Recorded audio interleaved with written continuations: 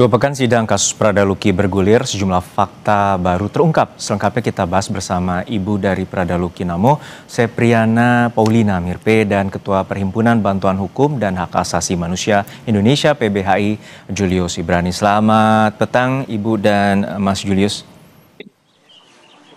Selamat petang. Selamat sore Mas Juno dan Pak Julius.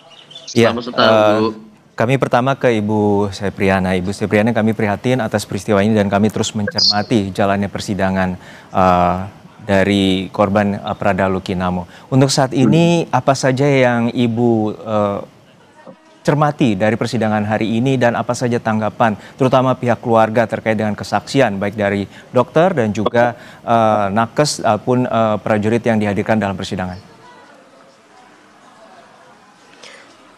Tadi persidangan berlangsung, kami keluarga hadir, kami melihat dan kami menanggapi bahwa kesaksian dari saksi, baik itu dokter hingga saksi-saksi yang dihadirkan langsung di pengadilan militer, kesaksian dari dokter itu kami merasa itu blunder karena mereka bersaksi bahwa luka-luka almarhum itu sedikit. Padahal dari bukti-bukti yang saya dapatkan langsung waktu saya datang di Rumah Sakit Air Ramo, luka-luka itu sangat banyak di seluruh tubuh. Dan itu foto-foto semua, itu dokumentasi semua kami ada. Dan juga saksi tambahan yang dihadirkan langsung di pengadilan tadi, bagi kami pihak keluarga juga kesaksiannya cukup blunder. Karena tadi ada salah satu saksi yang disuruh membaca kembali isi BAP-nya. Tidak sesuai dengan pernyataan kesaksian yang ia sampaikan tadi dalam ruang persidangan. Dan kami juga kecewa dengan saksi yang dihadirkan dari pihak batalion, yaitu Danton Kes. Danton Kes tersebut bersaksi bahwa dia hanya melihat luka di lengan saja. Itu kan aneh, sedangkan luka memar itu penuh.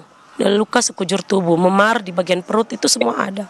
Apakah seorang Danton Kes, dia yang belajar kesehatan, masa dia tidak melihat luka yang begitu banyak di sekujur tubuhnya almarhum?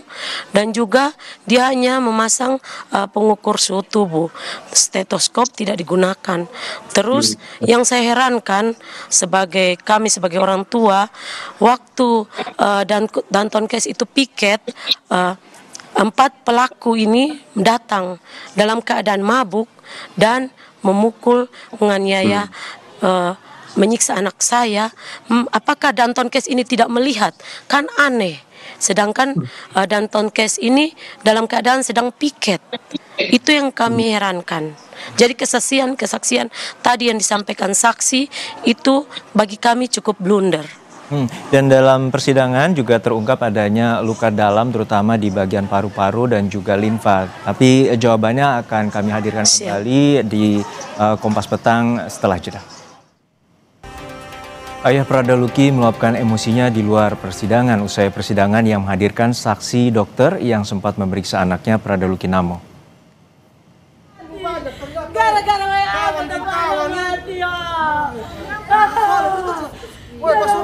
Bisa banyak orang nih. Tolong tambah itu 2 tersangka.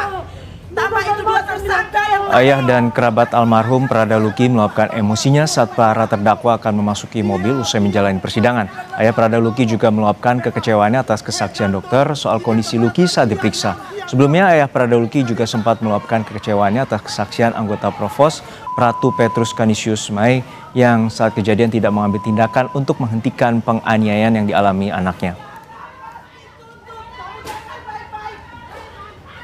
Luki, telepon saya. Masa dokter bilang Luki masuk, dia normal? Normal apa? Tolong dokter baik ingat ya. Di aturan tidak dapat. Kalian tidak akan kena karma Tuhan dan kamu akan dapat. Amin. Lihat aja. Sorry. Saya tentara, saya tahu aturan. Saya cuma bisa berteriak. Saya lihat nih, saya cuma, tapi dokter apa ini bagus juga tadi. Tapi dia punya cara omong, saya sakit hati. Dia bilang Luki, dia masih normal. Apa tadi dia bilang pertama tuh? Apa kondisi masih apa tadi? Baik. Baik, bilang baik. Baik dari Hong Kong. Korem 161 Wirasakti Kupang, Nusa Tenggara Timur sedang mendalami adanya dugaan pelanggaran dilakukan ayah almarhum Prada Luki Namo, Pelda Christian Namo. Komandan Korem 161 Wirasakti, Brigjen Hendro Cahyono mengatakan laporan dari Komandan Kodim Rotendao bahwa Pelda Christian melakukan pelanggaran disiplin keprajuritan yang saat ini masih dalam proses. Brigjen Hendro Cahyono menyatakan sebagai prajurit harus tetap memegang teguh kedisiplinan dan keprajuritan. Christian, ini tadi saya dapat laporan ya dari Komandan Kodim Rotendao bahwa yang bersangkutan ini Pelda Christian itu melakukan pelanggaran, ya pelanggaran disiplin keprajuritan yang sekarang ya sedang saya dalami dan dalam proses. Mudah-mudahan ke depan ini dan waktu cepat juga akan kita lihat apa ya laporan apa yang disampaikan oleh Komandan Kodim. Kita selalu mengimbau kepada rekan-rekan prajurit bahwa kita sebagai prajurit harus tetap tadi saya sampaikan, tetap memegang teguh disiplin keprajuritan. Kita sudah ada prosedurnya, kita sudah ada tahapannya bagaimana menjadi seorang prajurit. Baik, kami masih melanjutkan perbincangan kita bersama dengan Ibu dari Prada Luki Namo, Ibu Sepriana Paulina. Ibu Sepriana, tadi sebelum kombrek kami telah menanyakan bahwa dokter dalam kesaksiannya mengungkapkan adanya luka dalam yang mengakibatkan kematian bagi Prada Luki Namo atau anak Ibu.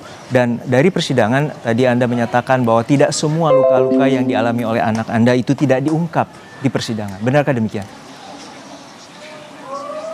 Iya, karena menurut saya itu banyak luka yang terdapat di sekujur tubuh anak saya. Dan itu dokter jaga yang pertama sebagai saksi itu dia menyampaikan bahwa luka-lukanya hanya gores, itu saja. Sedangkan saya ke sana itu lukanya cukup banyak. Bagian belakang punggung itu cukup dalam dan memang sudah agak mengering. Di bagian lengan kiri itu sangat dalam, cukup dalam dan memang sudah agak mengering. Di dalam bagian tubuh, di bagian dekat rusuk bagian atas itu pinggang, maksudnya bagian dada itu memarnya cukup besar. Karena saya mendokumentasikan foto-foto semua. Luka-luka anak saya itu, semua sekujur tubuh itu penuh dengan luka. Jadi kalau dokter itu mengatakan bahwa hanya gores, luka sedikit, itu tidak masuk akal. Dan saat persidangan majelis hakim juga sempat bertanya terhadap dokter tersebut bahwa penyebab kematian ini terkait dengan kerusakan di bagian paru-paru dan juga limfa yang dialami oleh Prada Luki.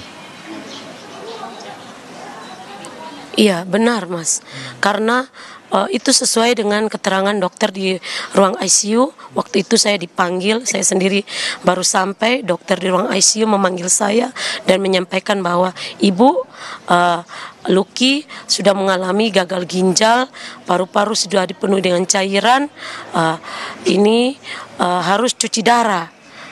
Nah itu yang saya kaget, bagaimana bisa sampai terjadi seperti itu? Sedangkan dokter yang tadi sebagai saksi menyatakan bahwa baik-baik saja. Itu yang perlu dipertanyakan. Saksi yang sebenarnya harus dihadirkan itu menurut kami pihak keluarga bahwa dokter di ruang ICU. Karena mereka yang lebih tahu pasti sampai almarhum mengembuskan napas terakhir. Baik, kita akan beralih ke Mas Julius. Mas Julius tadi dalam persidangan majelis hakim juga bertanya terhadap salah satu saksi untuk membacakan langsung BAP yang ia buat dan kemudian memberikan kesaksian. Ada perubahan di mana ia menyatakan bahwa melihat dan kemudian dikoreksi dalam persidangan hanya mendengar adanya tindakan pemukulan. Seperti apa Anda melihat jalannya persidangan dan bagaimana juga terkait dengan proses yang saat ini berjalan? Oke, Juno, jadi sebelum jauh kepada hal-hal teknis persidangan, saya mau mendudukkan dulu alam pikiran kita, karena ini sangat penting. Pertama, satu-satunya undang-undang yang tidak tersentuh reformasi adalah Undang-Undang Peradilan Militer nomor 31 tahun 97. Di mana penyelidik, penyidik, dan penuntut atau auditorat militer itu dari TNI, lalu kemudian majelisnya juga jadi TNI. Nah, model atau tipikal forum-forum judicial seperti ini ya, itu akan menciptakan satu resistensi yang namanya esprit de corps.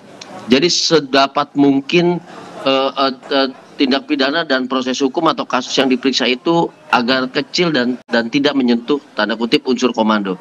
Nah, saya akan bahas dari awal. Yang dibicarakan dari tadi itu adalah hal-hal seperti bagaimana cara memukul, kapan dipukul, menggunakan alat apa. Tapi lupa dari hulu untuk mengungkit, untuk mencari kebenaran fakta terjadinya penyiksaan, terjadinya kekerasan luar biasa itu atas perintah siapa, atas komando siapa, dengan jabatan apa, dengan pangkat apa, itu yang tidak menjadi stressing. Oke, Anda tidak menyatakan menjadi bahwa poin kunci. yang bertanggung jawab ini, atasan dan lain sebagainya, ini tidak sentuh dalam substansi persidangan tadi. Betul. Nah, dengan demikian, ketika bicara soal struktural, pimpinan, komandan, dan segala macam hilang, maka konsekuensi logis dalam teori pembuktian adalah unsur-unsur keterangan saksi seperti dokter tadi, kemudian terdakwa yang mengatakan atau saksi lain yang mengatakan hanya mendengar saja tidak melihat, yang artinya tidak sempurna keterangan-keterangan itu sudah pasti terjadi, Juno, gitu ya. Ketika konstruksinya sudah dibongkar, dilemahkan, maka seluruh alat bukti di persidangan, baik itu keterangan saksi, keterangan ahli, itu akan mengalami penurunan kualitas, yang artinya akan meringankan tindak pidana yang dituduhkan, termasuk pertanggungjawaban terhadap para terdakwa. Makanya saya tidak heran sejak dibacakan surat dakwaannya, lalu ditampilkan saksi-saksinya via Zoom dan segala macamnya, saya tidak heran. Pasti ada keterangan yang berubah, dan keterangan yang berubah itu tentu akan meringankan terdakwa dan membuat tindak pidananya, perbuatan yang begitu kejinya, menjadi mengecil, mengerucut, dan menjadi ringan.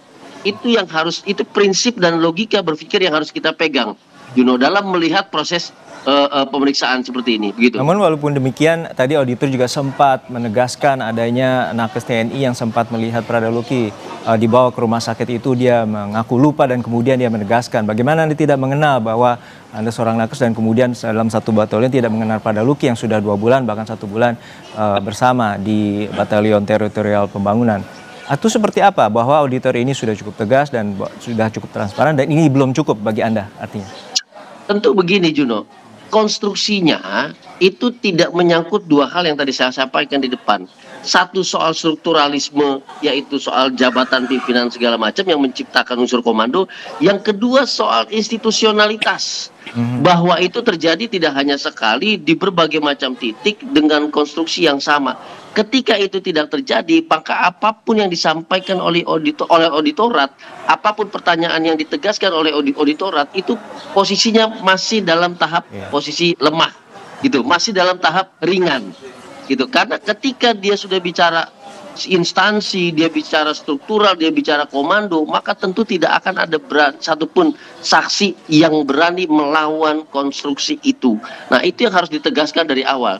Kami melihat pertanyaan-pertanyaan yang sifatnya begitu teknis, tidak membentuk satu konsep. Jadi perbuatan ini seperti sebuah perbuatan yang sporadik, tanpa komando, yang sifatnya hanya reaktif saja, yang artinya ini hanya insidentil saja.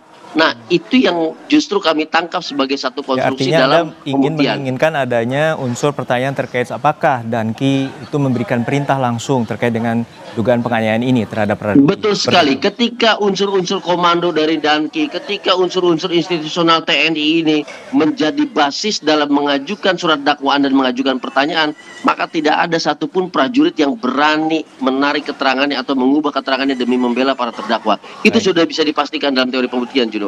Baik, kita beralih ke Ibu Sepriana. Ibu Sepriana, bahwa hari ini Brigjen Hendro Cahyono menyatakan bahwa ada proses etik yang dilayangkan atau dilakukan terhadap ayah dari Prada Luki, Pelda Christian atau suami Anda. Seperti apa sebenarnya perkara apa yang saat ini proses etik yang dijalani oleh Pelda Christian? Kalau untuk pernyataan Bapak dan Rem, saya tidak punya kapasitas dan wewenang untuk menjawab, karena itu tugas istilahnya itu dari pihak suami saya. Saya dan keluarga hanya fokus kepada kasus almarhum Prada Luki saja. Saya tidak punya kapasitas untuk menjawab itu.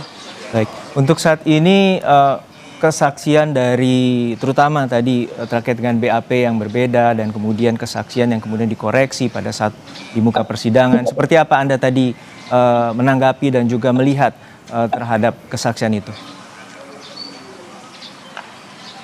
Dari kesaksian yang telah disampaikan oleh para saksi di persidangan tadi, saya merasa kesaksiannya tidak sesuai, terutama Danton case itu. Jadi saya berharap agar ada peninjauan kembali. Saya merasa Danton case itu bisa saja dia menjadi saksi, bisa menjadi tersangka nantinya. Karena dari kesaksian kemarin juga ada saksi, contoh Provos, dia bersaksi, dia hanya melihat, sedangkan terdakwa nomor 17 menyanggah bahwa Provos tersebut ikut memukul. Jadi ternyata dia juga memukul almarhum anak saya.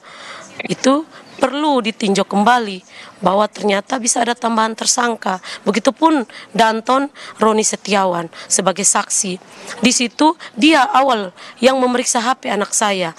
Sedangkan di keterangan kesaksiannya bahwa pemeriksaan itu tentang judi online. Kenapa mengarah kepada privasi pribadi anak saya, WA, sedangkan itu tidak ada perintah untuk memeriksa isi-isi WA dari anggota.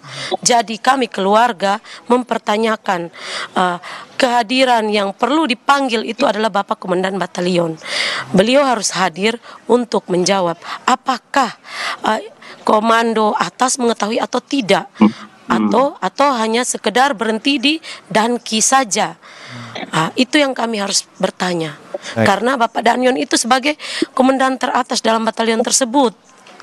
Baik, oke. Berarti nanti juga proses ini tentunya kesaksian dari pihak keluarga akan dimintai dan juga hasil dari otopsi ini juga akan dimiliki oleh Majelis Hakim. Terakhir ke Mas Julius, untuk saat ini bagaimana melihat proses pembinaan, adanya impunitas dan juga budaya dugaan kekerasan, terutama hingga mengakibatkan kematian. Nah, seperti apa Anda melihatnya kasus ini? Saya mau tegaskan dulu satu hal begini, Juno. Pertama adalah bahwa jika model peradilan militer seperti ini yang masih di dalam konteks Orde Baru tidak segera direformasikan, maka kekerasan-kekerasan seperti ini akan terus terjadi. Maka kekebalan-kekebalan terhadap proses hukum atau yang kita sebut sebagai impunitas ini akan terus terjadi. Maka proses-proses yang tidak transparan, tidak relevan, menggonta-ganti keterangan seperti ini akan terus terjadi. Yang artinya proses peradilan tidak pernah fair, tidak pernah menciptakan keadilan yang hakiki dan tidak pernah berpihak pada korban. Itu yang pertama. Yang kedua adalah, maksud saya menjelaskan soal strukturalisme dalam konstruksi dakwaan dan pembuktian, itu salah satunya berdampak pada keterangan-keterangan saksi dan juga cakupan pertanggungjawaban. Apabila komando itu terjadi, maka tentu dari divisi manapun, intel dan segala macamnya, tentu akan melaksanakan komando itu. Maka yang terjadi adalah proses pemeriksaan terhadap satu institusi yang membahayakan, dan ini menjadi bagian dari kinerja institusi itu sendiri. Itu yang pertama. Yang kedua, dengan adanya esprit de corps, dengan adanya unsur-unsur yang menghilangkan komando strukturalisme seperti tadi itu, maka tentu ini ada dugaan kuat apakah saksi-saksi ini menghadapi intimidasi-intimidasi tertentu terhadap karirnya apabila keterangannya tidak sesuai dengan keinginan komandan dan segala macamnya itu. Nah, terakhir komentar saya begini, Juno. Mari kita bandingkan dengan institusi Polri pada kasus Verdi Sambo. Begitu luar biasa diperiksa, dikuliti habis dan bahkan menjatuhkan vonis hukuman mati. Meskipun kami lembaga HAM tidak setuju hukuman mati. Nah, ini tidak terjadi dalam kasus Prada Luki. Begitu timpang. Kenapa? Karena proses peradilan Verdi Sambo adalah proses peradilan sipil. Sedangkan proses peradilan terhadap para terdakwa yang menyiksa Prada Luki itu proses militer yang begitu tertutup, tidak ada unsur sipilnya sama sekali. Padahal bukan dalam masa perang militer. Nah, ini pesan yang harus ditegaskan. Walaupun agar korbannya bisa juga sesama militer, begitu ya? Betul sekali, tetapi perbuatannya bukan perbuatan militer, masanya bukan masa perang, harusnya disidangkan di dalam peradilan sipil agar terbuka, transparan, dan memiliki perspektif bukan untuk pembinaan, bukan untuk menjaga institusi, bukan. menjaga keadilan bagi korban karena hilangnya nyawa. Begitu, Juno. Baik, kita terus cermati bagaimana proses peradilan, harapan terhadap keluarga, keadilan dapat ditegakkan, dan juga kasus ini menjadi pelajaran agar tidak ada lagi korban seperti Prada Luki Namo. Terima kasih atas perspektifnya Mas Julius Ibrani dan juga Ibu Sepriana Paulina atas waktunya bersama kami di Kompas Petang. Terima kasih Mas Juno. Terima kasih Mas Juno, Ibu Sepri. Siap.